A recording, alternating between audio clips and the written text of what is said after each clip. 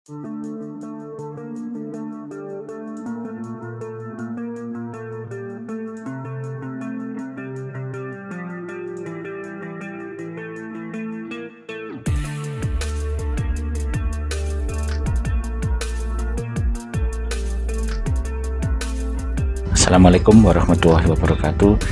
Membincang pemodelan dalam penelitian psikologi. Ini adalah video yang ketiga dari beberapa model. Silahkan dilihat video yang pertama dan video yang kedua sebelum melihat video yang ketiga ini. Kita sekarang sampai pada pendekatan dalam pemilihan model. Untuk merefresh ingatan kita, saya hanya ingin menunjukkan bahwa ada dua pendekatan dalam pemodelan. Yang pertama adalah positivistik. Ini kita membuat model berdasarkan teori, kemudian kita cek ke dalam suatu data. Tapi yang bersifat konstruktivistik, data ini ya yang menjadi pemandu untuk mengembangkan suatu model. Ada dua pendekatan dalam mengevaluasi model. Yang pertama adalah evaluasi berbasis pada prediksi. Yang selanjutnya adalah evaluasi berbasis pada ketepatan model. Pada evaluasi berbasis pada prediksi, kita menekankan pada besarnya sumbangan efektif atau persentase kontribusi dalam menjelaskan varians di dalam data. Ini nanti juga terkait dengan presisi, akurasi, efisiensi, dan sebagainya. Kemudian untuk yang berbasis pada prediksi ini, salah satu contohnya adalah ini, peneliti mencoba untuk mengeksplorasi itu ya pada footer dengan menggunakan dua pendekatan. Pertama pendekatan single level dan kedua pendekatan multi level. Kita lihat di sini hasil analisis menunjukkan bahwa pada pendekatan single level efisiensi model ini dapat mengcapture 69% varians terkait dengan footer. Kemudian yang selanjutnya adalah multi level dapat mengcapture 72% pada data yang dianalisis, sehingga dapat dikatakan model multi level memiliki nilai ketepatan yang lebih baik dibanding dengan model single level. Kita lihat di sini ada dua pemodelan pada data yang bersama, pada data yang sama. Ini adalah single approach, yang ini adalah multi level approach. Kita lihat di sini ada banyak residu yang tidak bisa terexplain oleh garis ini. Namun pada pemodelan multi level kita lihat ini dapat termodelkan oleh beberapa level analisis. Jadi yang awalnya itu adalah unexplained, sekarang menjadi well explained atau bisa terjelaskan oleh level-level yang ada di data ini. Dapat dikatakan bahwa model ini misalnya mampu mengcapture 30% variasi, sedangkan model ini katakanlah mampu memprediksi atau mengcapture 50% variasi di dalam data.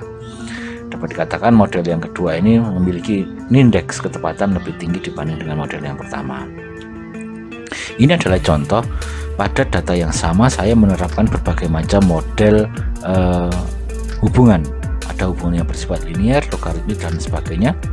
Kita lihat di sini pada hubungan yang bersifat kuadratik mampu mengcapture 31%, sedangkan yang bersifat kubik mampu mengcapture 33%. Dapat dikatakan model kuadratik dan model kubik memiliki nilai indeks ketepatan model yang lebih tinggi dibanding dengan model linear. Ada banyak pemodelan-pemodelan yang menggunakan persentase explain ini.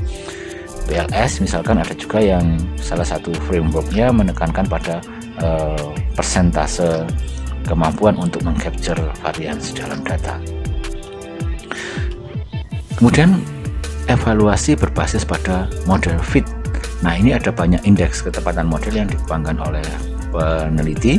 Kita bisa menggunakannya untuk melihat seberapa jauh model kita fit dengan data.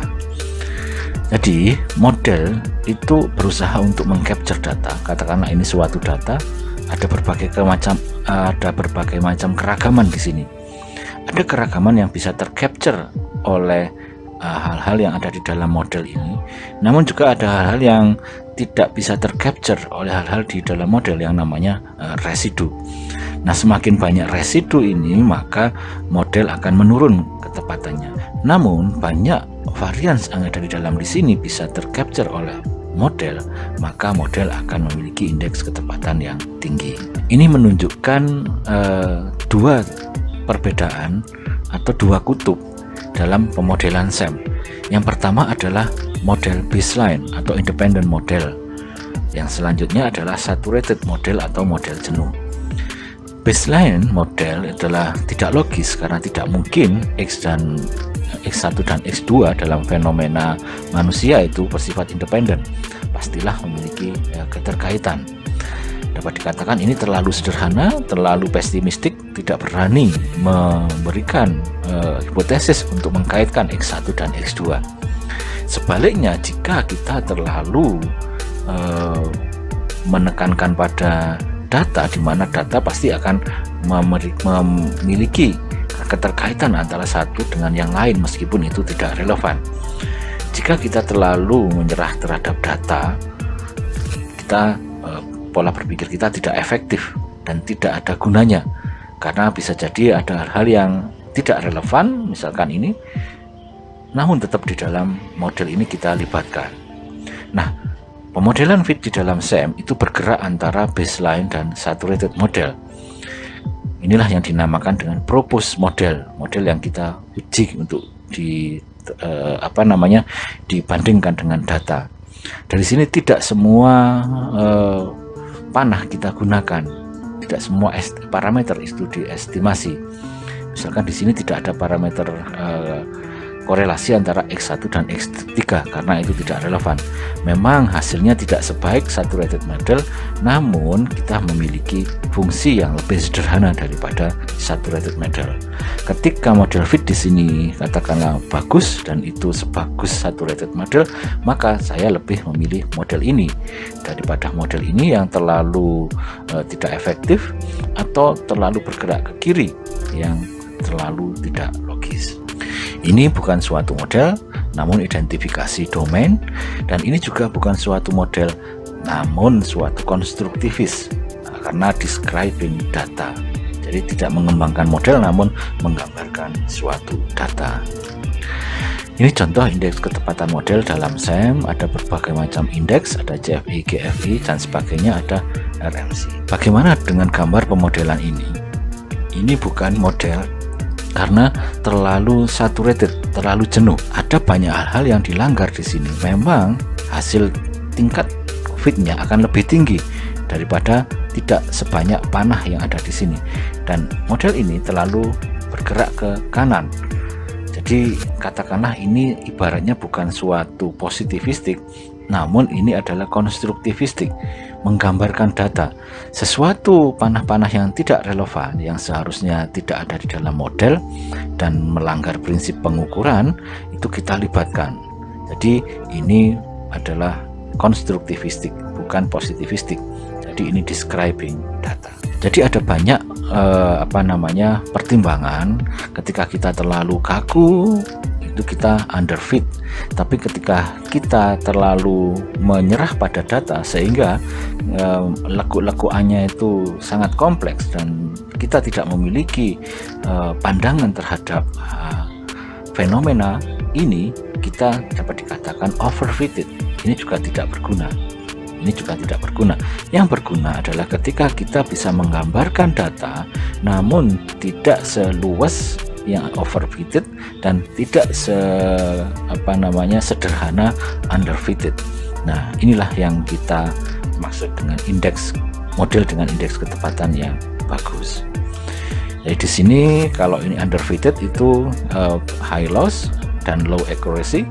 Ini sementara itu jika kita terlalu mengikuti data juga low loss, low accuracy. Inilah yang dimaksud dengan good model. Jadi kita bisa menjelaskan data dengan sederhana, hal yang tidak relevan tidak kita masukkan ke dalam model. Jadi itu. Nah, sekarang kadang-kadang fit saja itu belum cukup. Ketika kita sudah memiliki good model, kita harus memikirkan bagaimana good model itu untuk naik derajat. sama-sama good model di sini, namun ada juga derajatnya. Kemudian seberapa bagus, seberapa indah, selain tepat ya, ada level yang lain. Jadi fit saja kadang belum cukup, model juga membutuhkan kenaikan derajat. Sekarang kita akan membahas tentang restriksi dalam pemodelan SEM. Gambar ini menunjukkan dua model yang sama namun ada perbedaannya. Yang sebelah kiri adalah model unrestricted atau model yang tidak mengenakan pembatasan, sedangkan model yang ada di sebelah kanan adalah model yang dengan melakukan pembatasan atau restriksi. Kita lihat di sini restriksi ditekankan pada restriksi bobot faktor. Dengan adanya restriksi ini di program AMOS, kita bisa memberikan nilai A itu untuk faktor loading yang kita restriksi. Dengan memberikan nilai kode yang sama, nantinya bobot faktor untuk masing-masing indikator ini akan sama, sehingga bobot faktor untuk A2 akan sama dengan A7, sama dengan A9 dan sebagainya. Sedangkan pada model yang unrestricted di sini yang tidak ada restriksi, semua parameter dapat dikatakan freely estimated. Dalam SEM kita membebaskan parameter-parameter ini untuk bervariasi. Jadi kita perbolehkan A2 nanti bobot faktornya berbeda dengan A7, boleh berbeda dengan A9. Nah, apa dampak dari restriksi tersebut? Dampaknya adalah otomatis nilai model fitnya akan menurun. Hal ini dikarenakan kita memaksakan sesuatu yang sangat-sangat terbatas pada data. Dengan adanya pembatasan ini otomatis akan banyak residu yang tidak bisa dijelaskan. Nah, model yang ketika misalkan ini sama-sama fit, unrestricted ini fit, kemudian yang restricted ini fit, kita bisa menyimpulkan meskipun sama-sama fit, model yang bersifat restricted lah yang lebih bagus. Hal ini dikarenakan model ini relatif lebih sederhana daripada model yang ada di sebelah kiri. Penyederhanaan itu salah satunya bentuknya adalah semua bobot faktor di sini sama. Artinya antara satu indikator dengan indikator yang lain itu memiliki kontribusi yang sama atau setara, sehingga pengguguran salah satu item itu tidak mengganggu struktur tes karena masing-masing indikator memiliki kesetaraan ukur. Namun ketika misalkan di sini gugurnya salah satu indikator, bisa jadi akan mengubah validitas karena bisa jadi A2 ini memiliki kontribusi yang lebih besar dibanding dengan A7, sehingga ketika ini gugur akan mengganggu validitas. Ini contoh paper yang membahas tentang constraint versus unconstrained atau restricted versus unrestricted dalam SEM. Nah, kita lihat di sini model yang unrestricted memiliki indeks ketepatan yang bagus, GFI-nya bagus, TLI juga bagus, CFI-nya bagus. Namun ketika kita melakukan restriksi, kita lihat GFI tetap bagus, TLI mengalami penurunan dan CFI mengalami penurunan. Dalam hal ini ketika kita mengasumsikan A2 itu memiliki kontribusi yang sama dengan A7, ternyata kita gagal. Berarti secara realitas A2, A7, A9 ini memiliki kontribusi yang berbeda-beda. Nah, kadang restriksi itu berhasil memberikan fit yang tinggi, kadang-kadang seperti ini, restriksi ternyata kurang bagus dalam menghasilkan model dengan ketepatan yang tinggi. Saya mengilustrasikan restriksi dengan penggunaan pisau untuk mengiris sesuatu. Misalkan ini saya memiliki pisau, kemudian saya uji modelnya untuk ketepatannya dalam mengiris kue, kayu, kertas dan sebagainya, dihasilkan efektivitas yang bervariasi. Kue 0,78, kayu 0,38 dan sebagainya. Setelah saya uji, di sini model fitnya cukup bagus, CFI-nya bagus dan RL mesinnya rendah, berarti model ini fit. Ini adalah model yang tidak ada restriksi, karena saya mengasumsikan efektivitas pisau ini antara satu objek dan objek yang lain berbeda-beda. Nah, sekarang saya melakukan restriksi. Pada restriksi ini yang saya lakukan adalah saya mengasumsikan pisau ini efektif untuk semuanya dengan nilai efektivitas yang setara. Kalau tadi kue lebih efektif dibanding dengan kayu, sekarang saya mengasumsikan, saya restriksikan bahwa efisiensi kue, kayu, dan kertas dan barang-barang lainnya itu setara. Kemudian saya uji asumsi ini pada data, saya terapkan asumsi ini pada model, kemudian saya konfirmasikan ke dalam data. Tentu saja indeks fitnya akan rendah karena ada banyak pemaksaan yang saya asumsikan, bisa jadi datanya menolak. Nah, terlihat di sini ternyata datanya tidak terlalu menolak. Tadi RCFI-nya dari 0,98 turun menjadi 0,92, berarti masih cukup bagus, dan RMC-nya tadi menurunnya juga tidak terlalu besar, sehingga dapat dikatakan bahwa model yang mengasumsikan adanya restriksi ini lebih sederhana. Dan kalau tadi model yang awal ini kesimpulannya bahwa pisau ini hanya cocok untuk kue saja, namun kurang cocok untuk kayu dan objek-objek yang lain. Namun pada model yang ini, ketika saya mengasumsikan kue seefektif kayu, seefektif kertas, dan seefektif benda-benda yang lainnya itu fit, maka model ini lebih bagus daripada model yang awal tadi. Dapat dikatakan model yang memiliki restriksi itu preferable, lebih disukai daripada model yang tanpa melakukan restriksi. Nah, inilah dari pembebasan menuju ke pembatasan. Model yang unrestricted itu bagus, namun kita perlu meningkatkan lagi derajatnya sejauh yang kita bisa.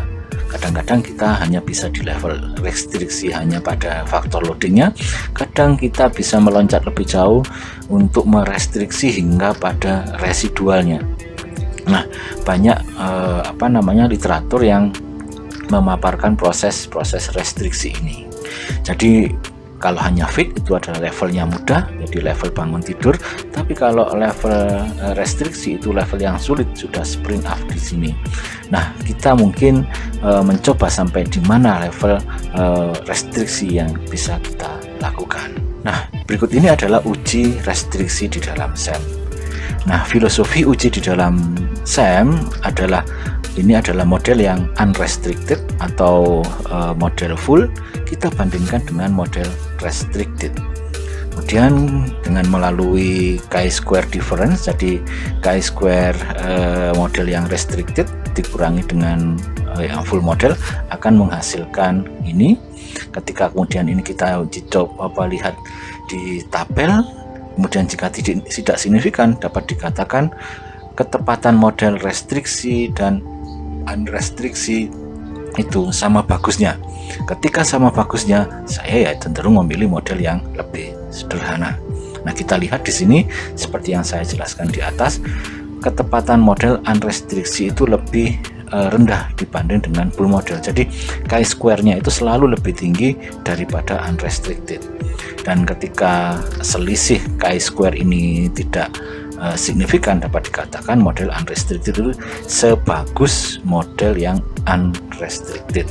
Kita tahu di sini DFI juga mengalami penurunan, CFI di sini tetap, namun di sini RMC mengalami penurunan. Ini adalah restriksi model yang berhasil. Nah, kadang-kadang tidak semua restriksi itu berhasil, sehingga ya kita hanya bisa bertahan pada model yang bersifat unrestricted. Jadi contohnya seperti ini, model 1 kita fitkan ke dalam data, fit, kemudian kita lakukan restriksi. Di sini adalah model yang restriksi 1, katakanlah faktor loadingnya yang direstriksi. Kemudian kita lakukan uji model, jika tidak ada beda, no difference, maka posisi kita sudah sampai di sini. Kemudian kita melakukan analisis lagi dengan restriksi yang lain. Kemudian kita lakukan analisis jika model 2 dan model 3 tidak ada perbedaan ketepatannya, maka kita sudah pakai kita sudah sampai pada restriksi di level ini, dan seterusnya. Sepertinya dari beberapa literatur yang saya baca ada semacam 4-5 restriksi yang dilakukan. Silakan dieksplorasi lebih lanjut di literatur. Jadi perjalanannya seperti ini. Ketika fit dibandingkan dengan ini tidak ada bedanya, saya kemudian melakukan restriksi. Ketika restriksi yang kedua ini tidak ada bedanya dengan restriksi yang pertama, model yang fit. Kemudian saya lakukan restriksi yang ketiga. Jika restriksi 3 ini tidak ada bedanya dengan restriksi yang kedua, maka model sudah sampai di level yang seperti ini. Jadi istilahnya adalah model comparison via sequential chi-square difference. Nanti akan ada dua terminologi, model yang bersifat nested dan model yang bersifat non-nested. Nanti ini perbandingannya caranya berbeda. Jika chi-square difference ini dilakukan pada model yang nested, ketika kita memiliki model yang non-nested, maka kita menggunakan indeks yang lain, jadi AIC, kemudian BIC dan sebagainya, sehingga ada perbedaan dengan ketika kita melakukan uji perbandingan model ketika model kita nested, di mana kita menggunakan chi-square difference atau perbandingan CFI atau perbandingan TLI.